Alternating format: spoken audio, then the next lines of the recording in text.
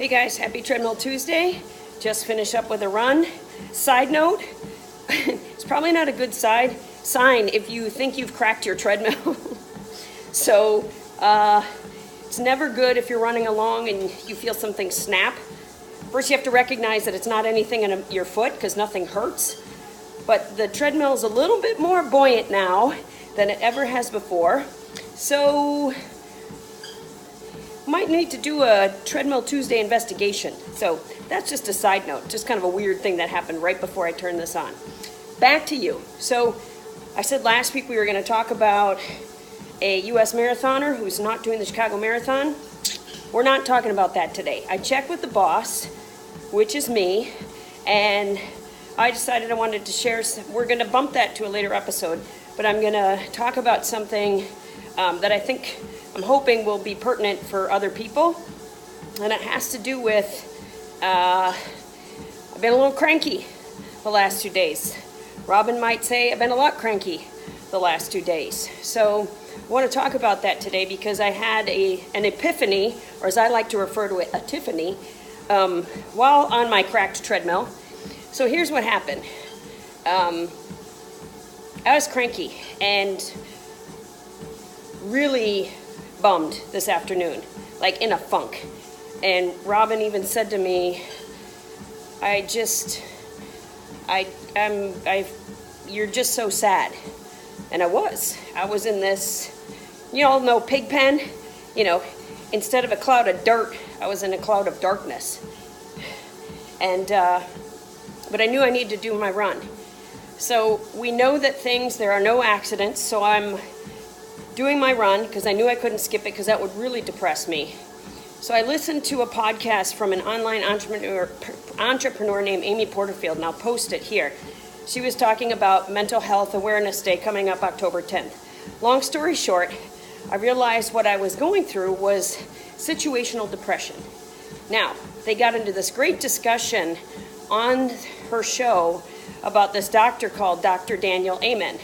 And the one girl, this was pretty funny, Jasmine Starr says, well, if the other girl says, I thought it was Dr. Amen. She says, well, when I found him, I said amen. So we're calling him Dr. Daniel Amen. I thought that was hilarious. Anyway, I'll post one of his books that I have. Guys, I watched his TED Talks a couple of years ago when I first started in 2014, when I first started in this business. I had no idea what I was doing. And I was fascinated by the stuff he talked about. One of the differences she talked about is you've got your brain, which is an organ, and you've got your mind, which are your thoughts, a lot of times subconscious. And the thoughts speak to your brain. They kind of tell it what to do. So here's the thing. I had been in my shitty funk for the last 2 days and just continuing to perpetuate shitty thoughts. And so then my brain says, well, let's feel shitty. I should stop talking about that because it can get kind of gross. So I wasn't feeling good. But one of the things she said was, you can write something down on a piece of paper or have a piece of paper in front of you that says, in this moment, I choose to feel blank. Now, if anybody looks at that, we don't want to feel bad. Now, granted, there was something that happened that I chose to feel mad, but that's a side note. But we can choose how we want to feel. So brain health is so important. And what's really interesting too is that, changing your thoughts and also changing the chemistry in your body. So hearing this podcast while I was on the treadmill completely changed the chemistry in my brain. And I'm not saying that I went all wacko or anything. Well, some of you that know me, I'm a little wacko, but maybe wacky in a fun way. But change your brain chemistry, change your thoughts, change your movement patterns. So what happens is we get think of it like you're driving a car and you know that you took a wrong turn and you're going the wrong way. So unless you're a stubborn German like my father, we are fine, this is okay. Oh, imitating Horst again. It's his birthday this week. God love him, he's 76.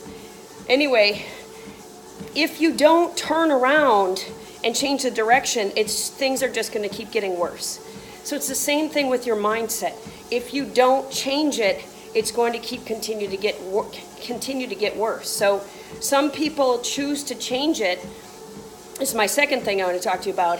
A song I was listening to while I was on here. So music can help change your brain chemistry. So y'all know I have the Chicago Marathon coming up, and I like me some Rocky. Whether it's watching the movies or listening to the music, there's a song called No Easy Way Out. And I'll post the video because it's really cool. It's very motivating. So if you need a little spark, watch that video. Anyway, so it really hit home that there is no easy way out. If you're in a slump, the easy way out is turning to alcohol. The easy way out is turning to shopping. The easy way out is turning to addictive behaviors. Sometimes for people, the easy way out is slipping into medication, not prescribed medication, but medication, or taking it, as I did in the past, as it's not prescribed because you don't want to deal with something. So there's no easy way out. You have to do the work and change your mindset, turn the car around, and go in a different direction. So that was pretty cool. So my family will be happy that I have changed my direction now.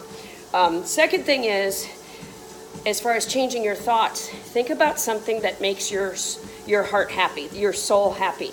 So the other thing that I'm thinking about that helped me out today is that I get to go spend the weekend.